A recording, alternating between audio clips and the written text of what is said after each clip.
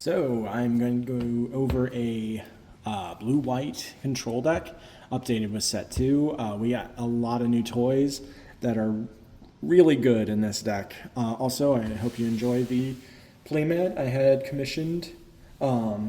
We have determined Banshee Destroy mode is basically our mascot, so you know this actually looks really nice. And then we got our little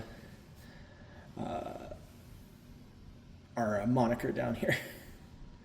But anyways, let's go ahead and get into this deck. For the most part, I would say the reasons why these cards are here is self-explanatory, but I'll go over a couple of the neat tech choices when we get there. Our boss is going to be 3 Epyon. So this guy is this is your board clearing guy. This gets rid of anything on the board, with the exception of an undamaged linked wing 0. This can clear anything else. Yeah, this card's crazy. And since you have enough defense to actually make it to turn 8, I don't think you have to worry about really dropping this. It's not as good in the aggro matchup, but you actually have another card that's really good in that matchup. But before we get to that cool card, we're still playing 1 Freedom. I'm probably going to play 2 copies of this eventually. This card's still very hard to out. There's only 1 card in the game that rests it. Well, 2 now with that new card that goes with Forbidden Gunham. But yeah, he's still kind of hard to get around. And this actually pairs really well with our next card. So that card being Zeta Gundam. This card is very slept on. It is very good. This card allows you to clean up boards early. Its linked pilot is so powerful, it makes it a 8/6, and considering that this is a turn 6 play, it's humongous. And you get to attack twice as long as you have any white base in play. So combine that with Archangel and the already thing you're doing with your deck, like Zeta Gundam is just so free. You probably need to see it in play, but like this card's insane. Like you can hit a base and then hit a guy after restanding it, or you can hit something and then just restand it for free by tapping your base, and then you just leave it there. Then your opponent has to deal with it, because if it's undamaged, this card cannot be rested without the use of Unicorn Destroy mode, and with it already falling out of favor, it's basically untouchable while it's active mode. So you basically force your opponent into a situation where like, oh, he's got that thing active mode. If I commit anything to the board, it's going to take it out. And then at worst, it can, like in that situation, it can always just hit the opponent's shield area and then unsuspend it and then attack their guy. So like he has so much pressure that it offers. We are currently only on 3 copies of it. I'm not sure we even need more than this. He's already so hard to out as it is.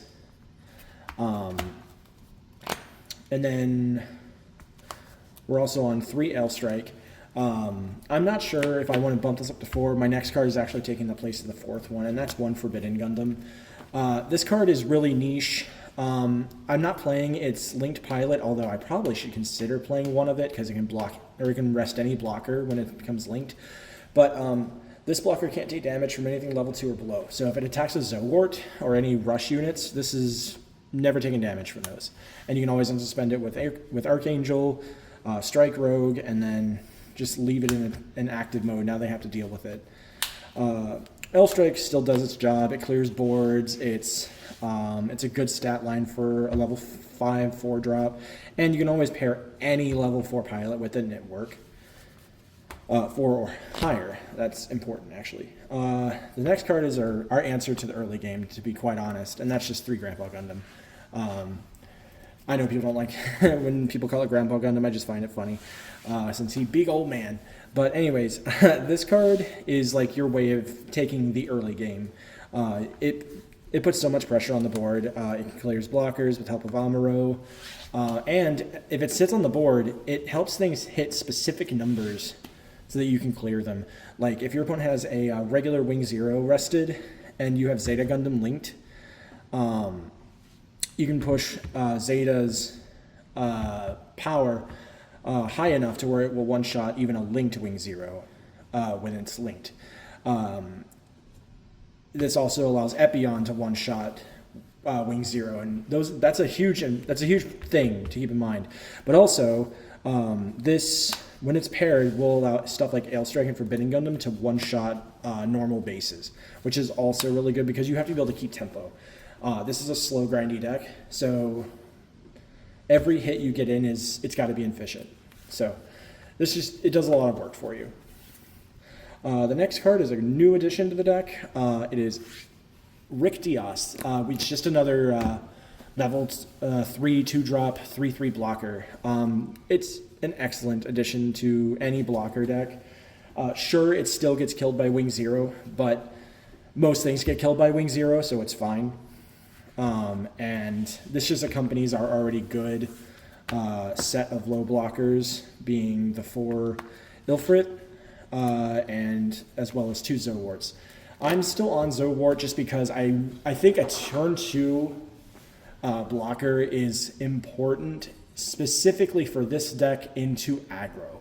You need to be able to keep up the pace with them dropping a bunch of weenies, and getting that first blocker into play a turn early can be something that determines whether or not you won or lost that game. But that's all of our units. Next is our pilots. We're on 4 Amuro.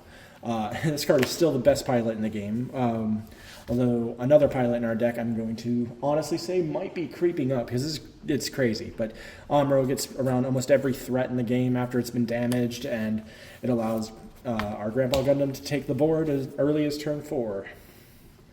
The next up is Zex Marquise. This is the pilot for Epyon, so we have to play it in some number. It sucks that he's a level 5, but he is still a 2/1 pilot. So you can use it to pair with other stuff. He's basically vanilla with anything but Epyon in this deck, but he has to be here so Epyon can do his thing. And his effect is crazy. Like, the fact that he lets you draw basically 2 cards every time Epyon takes the board is insane. And if Epyon lives to your next turn after that, it's just free real estate. The next pilot is absolutely crazy, and that is Camille Bidon, or Biden.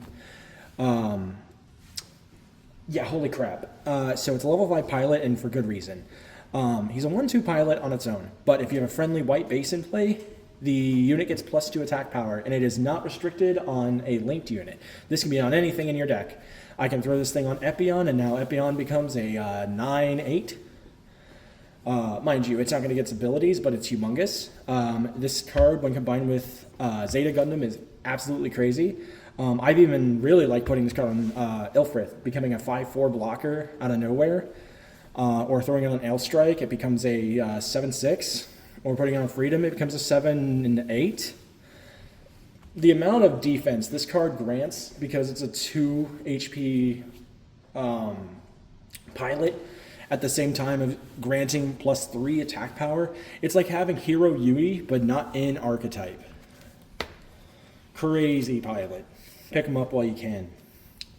Now into our commands. We're on 4 Overflowing Affection. You should be. You're in white. We're also on 2 copies of a new sign. So this is actually where my Show of Resolves were. I'm still playing 2 Show Resolve, but which, by the way, But a new sign is here because, first of all, it's a draw 3, discard 2. So it lets you see 1 more card. It just means you get to keep 1 less card. But if it's bursted, you get to add back your specialty 1 of base that's in your deck here for Zeta Gundam.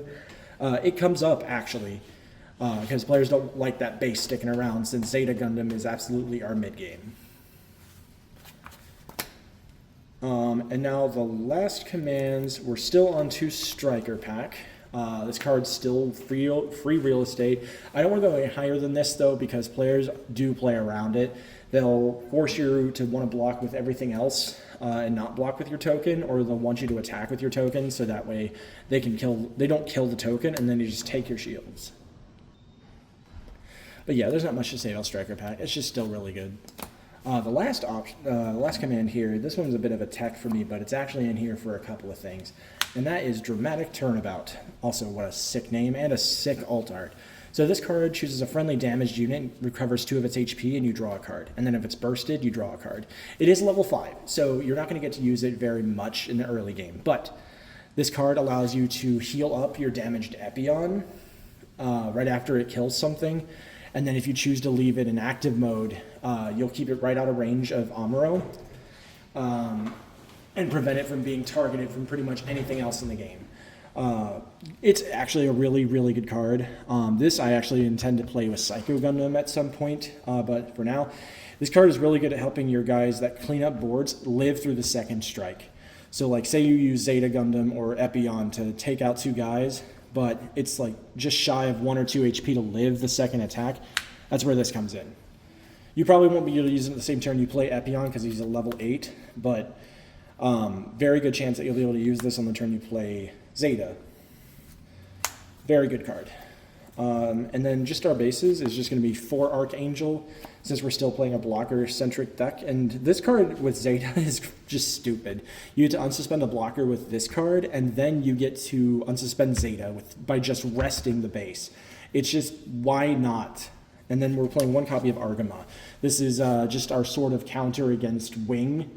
Wing is still a insane card, so having a card that stops a base from being damaged by Breach 5 is pretty good. Also, like I said, it's a base that you can get back off of a new Signs burst effect, and it's in archetype with Zeta. So like if your opponent's only relying on Breach to get rid of your base, this is just going to sit there, and then it's just going to make your Zeta gun to be able to restand every turn. It's pretty good. But that's our updated blue-white blockers deck for set 2. So far, it's testing phenomenally. There isn't a single deck so far it's played against that it doesn't just wreck in set 2. Now, it hasn't played against much of the original like big 4 decks in set 1 yet, but we're going to have some testing games here soon between me and some of the other teammates. We're going to be showcasing this deck a lot more. We're going to be showcasing purple-blue, purple-white, updates to blue-white, green-white, and probably going to have some Xeon Rush decks too. But I hope you enjoyed the content, guys. Please leave a comment down in the section. Let us know what you want to see. We're trying to get the channel up and going, and we're going to try and post videos to TikTok as well. Maybe try and get the word out there. Yeah, thanks a lot, guys. Bye.